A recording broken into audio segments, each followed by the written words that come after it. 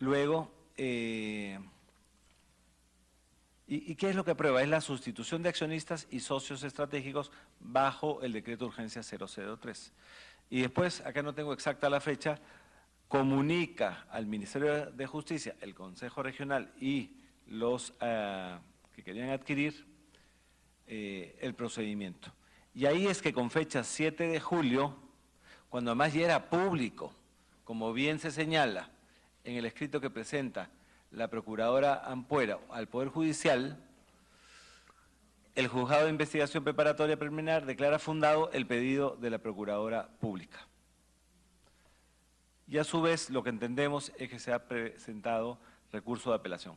En síntesis, no se ha concretado la venta de Olmos porque no se ha cumplido con el decreto 003, se ha dejado en suspenso justamente por este pedido de la Procuraduría Pública. Gracias.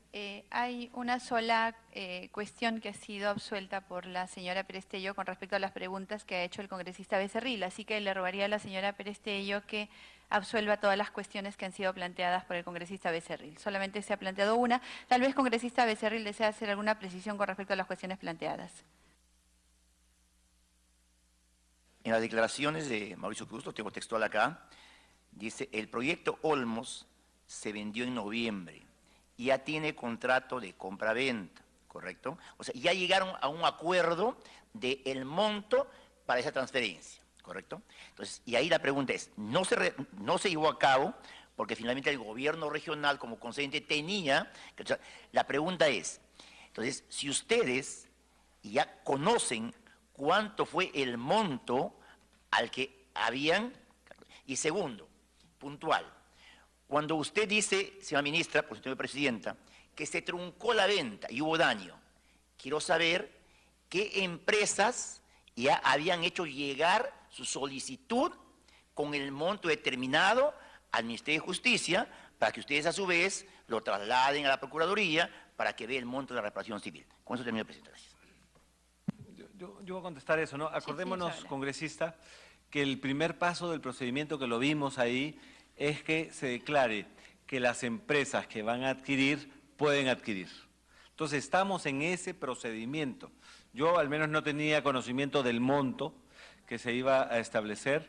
Sin embargo, estamos en ese primer paso de decir, oye, si la empresa adquiriente podía o no, bajo los elementos del decreto de urgencia, proceder o no a comprar los activos de Olmos. Entonces, no llegamos hasta ese punto porque justamente se establece el procedimiento de la Procuraduría que limita la adjudicación posterior.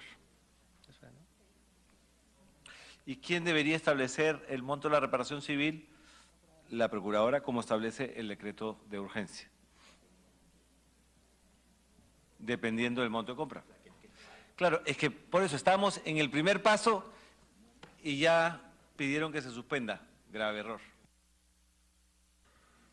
Gracias. Congresista Jorge Castro tiene el uso de la palabra.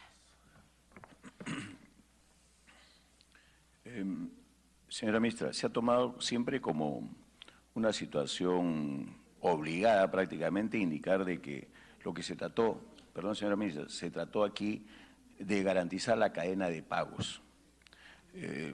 Primera, quisiéramos hacer una pregunta, ¿cómo, primero, si es que han hecho una evaluación correspondiente, la evaluación o han determinado cuánto eran los pasivos que tenía la empresa Odebrecht y cuánto eran los activos? Porque, bueno, es lo primero que tendríamos que preguntarles. Si ustedes determinaron de alguna manera, porque todo indica que no tenían los recursos suficientes, ¿no?, para cubrir las obligaciones.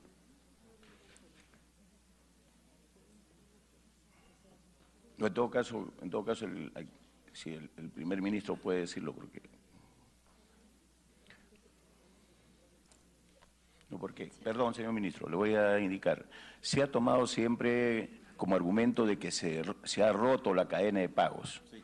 Queremos ir a lo siguiente, la pregunta es la siguiente: si ustedes han evaluado, han determinado si es que la empresa Odebrecht tenía los suficientes activos como para responder a todas las obligaciones que tenían.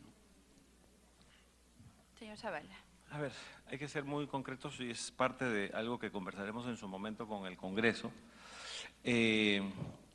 Con el proceso de centralización nosotros perdemos visibilidad de, por ejemplo, estos casos. Entonces, como no depende de un proyecto directamente del gobierno central, sino que depende del gobierno regional, nosotros perdemos visibilidad en torno a pasivos, activos, personas involucradas, etcétera. Por eso que la ministra hace referencia a documentos de terceros. También le puedo decir, digamos, nosotros tenemos alguna información interna general sobre el tema. Nosotros esperábamos, y esto es información del Ministerio de Economía, que el proyecto Olmos genere 40.000 empleos directos y más de 120.000 empleos indirectos durante su etapa de madurez, impulsando a Lambayeque como una de las principales regiones agroexportadoras del país. Y también estamos hablando, al final del proyecto, 38.000 hectáreas de tierras nuevas y 5.000 hectáreas del Valle Viejo y Comunidad Campesina Santo Domingo. Señor Sí. Zavala, el congresista Castro desea hacer una precisión. Nosotros, particularmente quien habla, no le ha preguntado sobre eso. Nosotros estamos hablando de, cuando usted habla, porque eso puede ser el futuro, puede ser muy promisorio, nadie lo niega, pero estamos hablando ahora, el hoy. Y en el hoy, ustedes han argumentado siempre que se rompería o se ha roto la cadena de pagos, y por eso es que si ustedes han evaluado o han determinado cómo lo han hecho en todo caso, porque si saben que si las obligaciones… Buena pregunta, congresista. A ver, lo que hemos establecido en el decreto de urgencia es que uno de los objetivos es que no se rompa la cadena de pagos. No estamos hablando del caso puntual de Olmos. En Olmos, hasta lo que yo tengo entendido, hoy no se ha roto la cadena de pagos. Pero sí tenemos otros casos. En la Comisión de Constitución, que presidía el congresista Miki Torres, se presentó, por ejemplo, el caso de Rutas de Lima, donde se había roto la cadena de pagos y teníamos una serie de 90 proveedores que no se les pagaba, etcétera, porque habían pagos que no se habían hecho desde el concedente o embargos de la SUNAT. Entonces, en ese caso sí había interrupción de la cadena de pagos. En este caso particular es un tema potencial, no es un caso que ya se haya dado. Sobre eso, a partir de ahí, en todo caso, no tienen la evaluación completa de la situación en la cual se encuentra Odebrecht. Eso me hace pensar, porque ustedes están argumentando de que no tienen la información de las provincias, de las regiones, etcétera. Tenemos información de todas. Acuérdense que nosotros tenemos 3 niveles de gobierno y el caso de Odebrecht ha ido a los 3 niveles de gobierno. O sea, han habido contratos, concesiones, etcétera, con los 3 niveles de gobierno. Tenemos información, digamos, de todos las concesiones, de las obras que actualmente tiene Odebrecht. También sabemos, en términos generales, no lo tengo acá, pero digamos, de los activos que tiene en el país o no. Es más, de ese primer análisis que se hizo en su momento, se entiende que si se llegaran a disponer de todos los activos versus los pasivos, tendríamos un saldo a favor, obviamente, para la reparación civil, que además esa era la intención de tener estos procedimientos de venta. Congresista Castro. En todo caso, pareciera que no tenemos la información, ni ustedes ni nosotros, verídica, pero lo que cuando vino aquí a la Comisión Lavajato, Mauricio Cruz claramente nos indicó, contablemente estaban al rojo. Eso es, en una evaluación rápida que ellos mismos han hecho. Eso lo hizo la primera semana, y eso lo tenemos grabado acá, en el mes de febrero, la primera semana. Financieramente no tenían posibilidades, decía. ¿Por qué? Porque todos le habían cerrado las puertas. Sí. Congresista Lourdes Alcorta. Gracias, presidente. Efectivamente, el señor Mauricio Cruz, en una reunión de estas de acá de Lavajato, cuando se le increpó, se le preguntó, estaban sacando todos sus equipos, todas sus maquinarias, le están sacando por Cusco. Esa pregunta la hizo Víctor Andrés García Belaúnde, porque tenemos la información que se nos dio.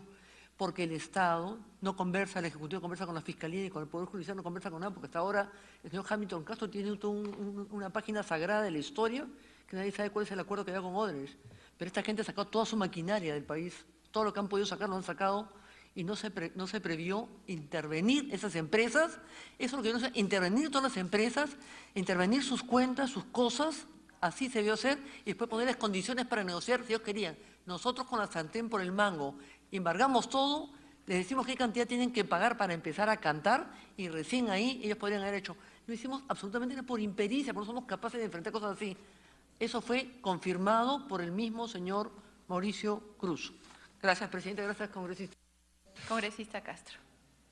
Una interrupción. Señor No, Zavala. solo decirle, yo no puedo embargar por decreto de urgencia, justamente por eso que menciona usted, estamos totalmente alineados, justamente por eso sacamos el decreto 003 para impedir que se lleven la maquinaria, para impedir que se lleven recursos al exterior, para impedir que se vendan entre ¿A vinculadas. quién beneficia ese 003? ¿A quién beneficia finalmente? Al Estado, a la reparación civil. Y si no lo consideran, como ha hecho bien la congresista Beteta, está planteando una modificación o un perfeccionamiento. Bueno, lo que hay al hablar de cadena de pagos es lógicamente que se van a beneficiar los principales proveedores. Y sobre todo usted sabe perfectamente como economista que cuando entran en trompo en una situación de quiebra, que ese era el Estado en ese momento cuando se nos informó. Es indudable que solamente alcanza para pagársele a los más grandes nada más, y es un arreglo que se hace de manera casi muy cercana. Pero bueno, yo quiero ir al tema. Primero, se hablaba de contablemente estaba al rojo. Financieramente no tenía posibilidades porque todo el mundo le había cerrado las puertas. Y económicamente, ¿cuál fue la conclusión final de esto, señor ministro de Economía? La conclusión final que él mismo aceptó de que la única forma de ellos retribuir, reparar civilmente, etcétera, etcétera, asumir toda esa responsabilidad, es que nosotros, el Perú, se comprometiera a darle más obras, continuar a él trabajando. No, yo no estoy de acuerdo, pero eso era, por eso te grafiqué el escenario como estaban, ahí estamos, los que estuvimos en la comisión. Justamente le hicimos varias preguntas y él dijo, nosotros aquí esperamos que ustedes nos continúen dando obras. Eso, pero por eso le estamos hablando con claridad y eso nos preocupó a nosotros que ahora usted... Claro, no, nosotros no lo hemos aceptado, los que podrían aceptarlo serían ustedes en todo caso porque son ejecutivos. Pero lo que queda claro es, respecto al señor ministro, es de la forma como se le tomaron ellos el problema y definitivamente pues nosotros solamente estábamos en una comisión investigadora y por eso nos revela algo de que la cadena de pagos en ese momento por lo menos no estaba garantizada de ninguna manera, salvo que nosotros le siguiéramos inyectando dinero. Entonces, cosa que nosotros no lo podíamos hacer, inaceptable. Ahora, el otro tema es lo siguiente, que las empresas generalmente cuando entran así en trompo, y usted lo sabe, señor ministro, hay activos que comienzan a crecer en la medida que pasa el tiempo y otros que comienzan a deteriorar, por supuesto. Entonces, es indudable que si ellos trabajan con Olmos de repente hace tiempo atrás no valía 200 millones, hoy puede valer 500 y de repente, como dice, valores futuros, en la medida que vaya implementándose más cosas, es indudable que puede valer más. En todo caso, el tema de fondo no es eso, el tema de fondo es cómo actuamos nosotros el día de hoy, porque ese es el tema, señor ministro, y eso nos trae a colación. Eso, en todo caso, sobre eso queríamos una apreciación para hacerle otra pregunta final. Sí. Gracias, congresista Castro. Antes de que responda el señor Zavala, quisiéramos nosotros recordarles que están ante una comisión investigadora que investiga casos de corrupción relacionados con coimas que van desde el año 2005 a la actualidad. Ese es el marco en el cual nosotros desarrollamos los criterios incluso para preguntar. Eso no quita que todas las explicaciones se vayan a dar ante las otras comisiones, ante el Pleno. Este investiga actos de corrupción y ese es el marco en el cual nosotros desarrollamos nuestras actividades acá. Señor Zavala.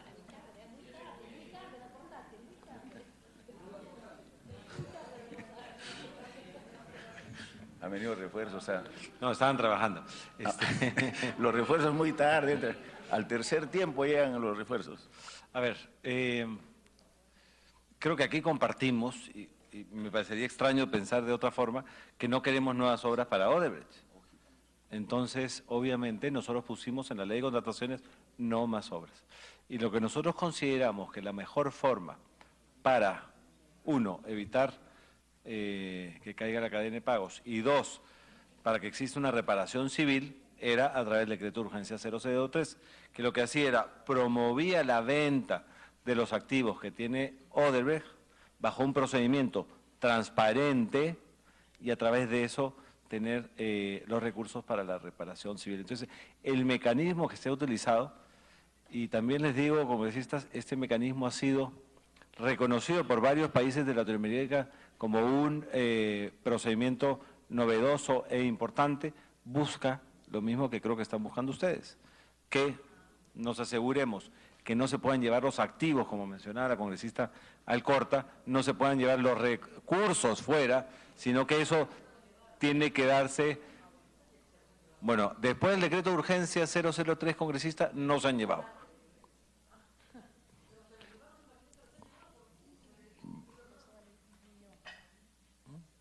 Sí, siga contestando. Congresista, no sé. Tenemos legislativo, tenemos ejecutivo. Hemos podido actuar los dos. Sí se dio esta medida en febrero, fue una opción importante y también entiendo que va a ser perfeccionado por el Congreso y creo que va a ser positivo. Pero fue una medida dura en su momento, estoy seguro, como ya lo he mencionado, que la empresa no está contenta con este decreto de urgencia 003, seguramente por eso menciona que sus cifras están en rojos. Nosotros creemos que es el mejor procedimiento para salvaguardar los intereses del Estado, la reparación civil y sobre todo para que siga funcionando la cadena de pagos, sin perjuicio que el Congreso, como lo ha planteado la congresista Beteta, pueda perfeccionar este instrumento. Congresista Castro. Bueno, para finalizar, señor ministro, todo indicaría de que no hay un compromiso serio en la lucha contra la corrupción. Y vayamos con las cifras. Se nos han entregado aquí, bueno, es indudable que todos hacemos declaraciones, ¿no? Podemos hacer declaraciones públicas, que luchamos todos los días contra la corrupción, pero aquí los datos son muy precisos. En el caso de la Procuraduría Anticorrupción, los datos estadísticos indican que son 33.000 casos a nivel nacional y solamente cuentan con 169 abogados. Es decir, cada abogado lleva casi 200 casos por abogado, y eso es materialmente imposible. Inclusive las procuradurías de provincias o de las regiones están prácticamente abandonadas. Ese es el tema. ¿Y qué es lo que podría hacer para revertir esta situación, señor ministro? Perdón, señor ministro. ¿Qué podría hacer para revertir esta tendencia? Porque no hay un... No comparto con usted la apreciación que usted ha señalado que no bueno, hay... esas son las estadísticas que tenemos. Por eso, no comparto. No comparto con usted que no hay compromiso serio contra la corrupción. Ya le he mencionado cómo nosotros hemos hecho el caso de muerte civil, el tema de los abogados que hoy finalmente no contratan con el Estado, cómo hemos dejado justamente que empresas no contraten, cómo hemos planteado una legislación importante de responsabilidad civil y penal para las empresas, etcétera, etcétera, etcétera. Ahora, yendo al caso puntual que usted menciona, nosotros recibimos a la Procuraduría con 17 millones y nosotros lo que hemos hecho es subirle en más del 35% los recursos, es decir, pasar de 17 millones a 24 millones. Y es más, nosotros fuimos los que hemos procedido a crear justamente esta Procuraduría especializada en el caso de Odebrecht. Así que estamos totalmente comprometidos en este proceso. Quiero también hacerle mención y quizás viendo algunas fechas, que si actuamos tarde o no. Todos nos enteramos en esta mesa del caso Odebrecht, puntualmente Lavajato, en diciembre 2016, el caso fuerte, digamos, y nosotros hemos planteado el decreto de urgencia en febrero. Es decir, en menos de 2 meses pudimos perfeccionar este instrumento legal. ¿Que puede ser perfeccionado? Totalmente de acuerdo, pero la redacción existió. Finalmente, señor ministro, queremos compartir también la lucha contra la corrupción y creo que es la gran tarea nacional, pero yo estoy hablando en función simplemente de las cifras que nos han dado estadísticamente. Entonces, y estadísticamente realmente pensar que 200 casos por abogado es materialmente casi imposible que lo puedan llevar. Aquí la propia abogada ministra de Justicia puede de repente ayudarnos mucho más claro ahí en ese sentido, ¿no? Las estadísticas son las que están mandando en este sentido. Muchas gracias, sí, señora solo decirle presidenta. ahí, digamos, hemos priorizado, le hemos dado más recursos a la Procuraduría, le hemos dado más recursos a la Fiscalía y le hemos dado más recursos al Poder Judicial. Esperemos ahora que venga la nueva propuesta del presupuesto, con el apoyo de ustedes, congresistas, podamos incluir recursos adicionales para este fin. Gracias, señor Zavala. Damos la bienvenida al congresista Gilbert Violeta, al congresista Salvador Heresi y al congresista Alberto Oliva. En el rol de oradores se encuentra ahora el congresista Víctor Andrés García Belaúnde, luego está la congresista Karina Beteta y luego el congresista Gino Costa. Congresista Víctor Andrés García Belaúnde tiene el uso de la palabra. Presidenta, en realidad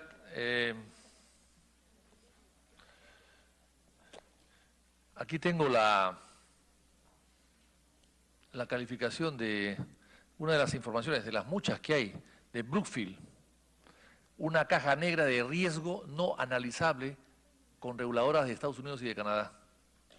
Aquí está, Brookfield. ¿Cuál es la fuente? ¿Quién dice Y eso? esto está observado por la Securities and Exchange Commission. Aquí está.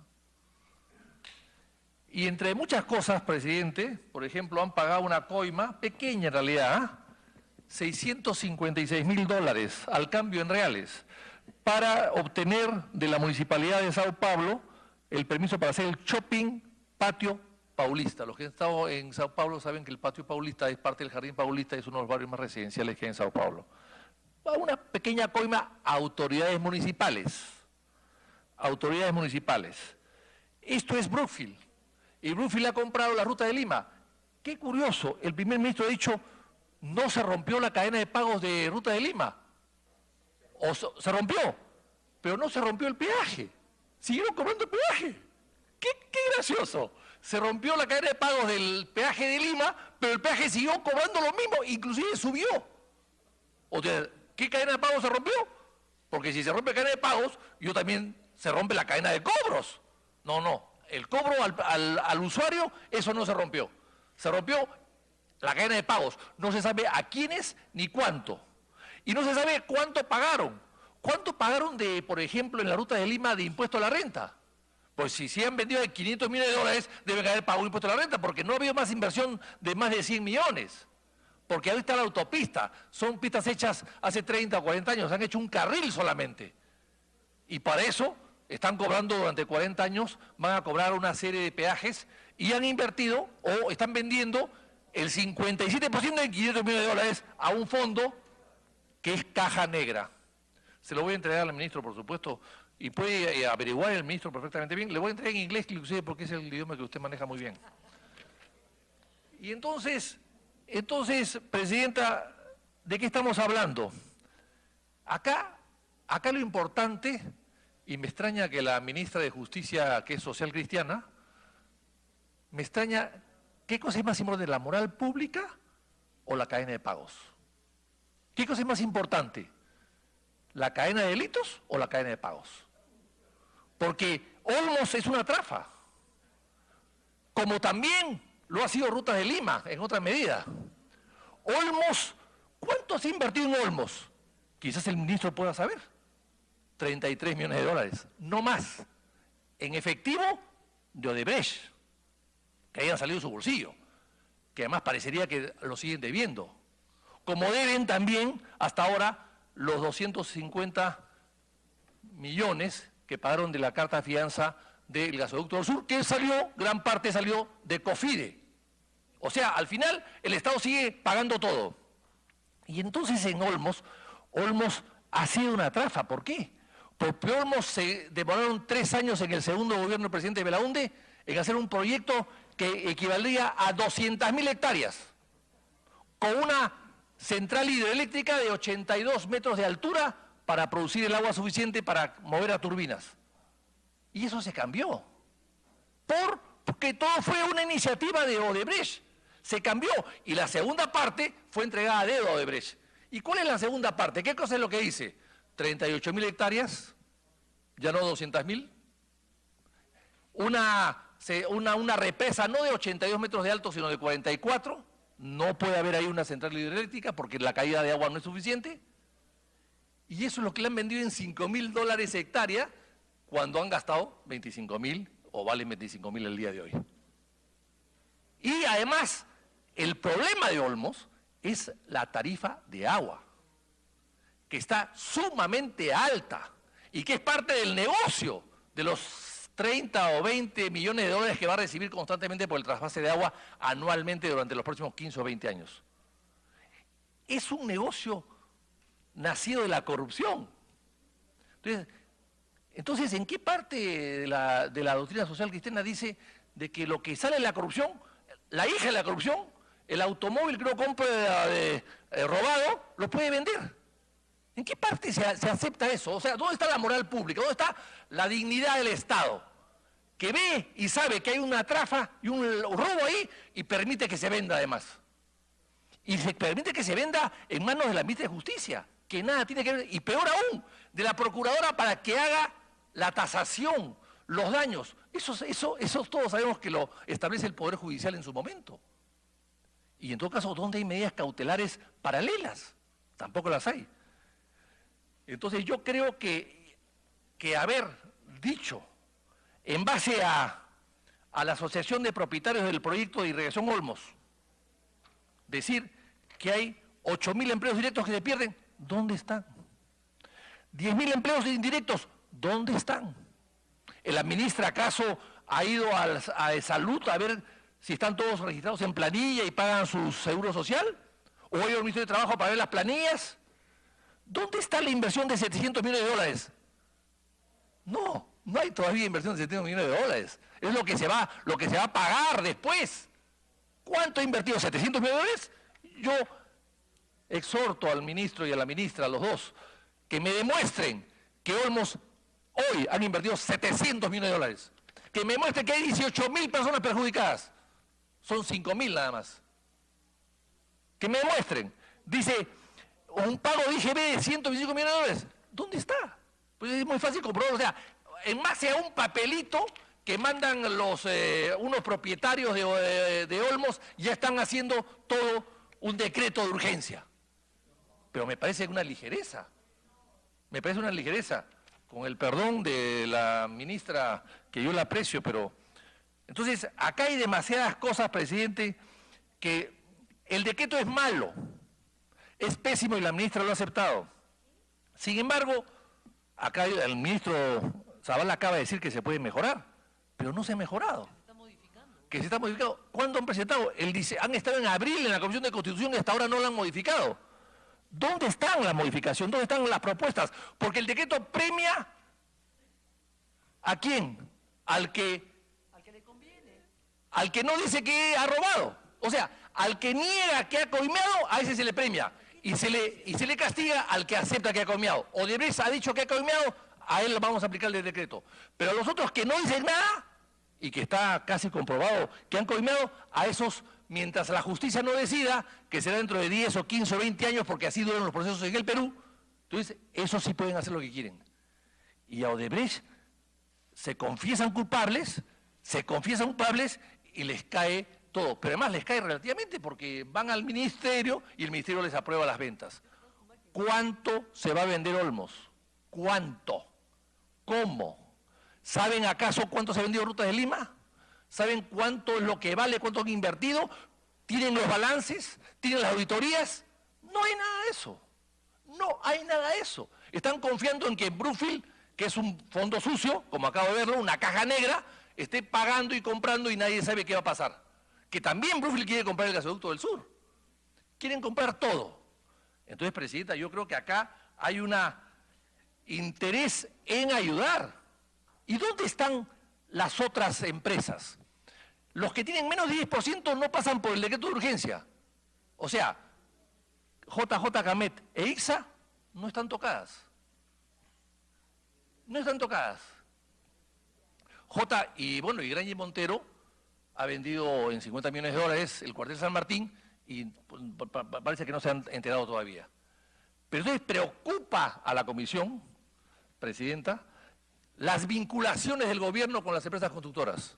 Preocupa que el presidente de Petroperú el día de hoy haya sido presidente de Petroperú, hoy es presidente de Graña y Montero. Eso preocupa. Preocupa los lazos de intereses que pueden haber entre funcionarios de la PCM con OAS o compañías constructoras. También preocupa.